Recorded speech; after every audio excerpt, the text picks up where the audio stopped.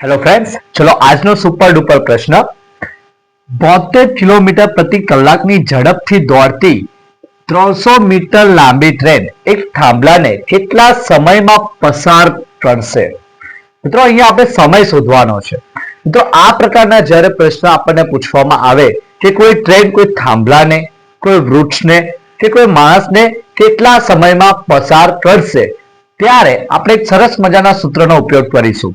સૂત્ર છે 5/18 ગુણ્યા ઝડપ ગુણ્યા સમય બરાબર ટ્રેનની લંબાઈ. આ સૂત્રની મદદથી આ પ્રકારના પ્રશ્નો આપણે ઉકેલી શકીએ છીએ. 5/18 ઝડપ કેટલી આપે છે? તો 72 કિલોમીટર. સમય આપણે શોધવાનો છે અને ટ્રેનની લંબાઈ આપી છે 300 મીટર.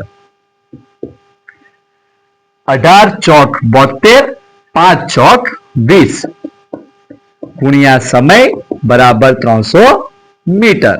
સમય શોધવાનો છે એટલે 20 ને બરોબરની બીજી બાજુ લઈ જઈએ. સમય બરાબર 300/20.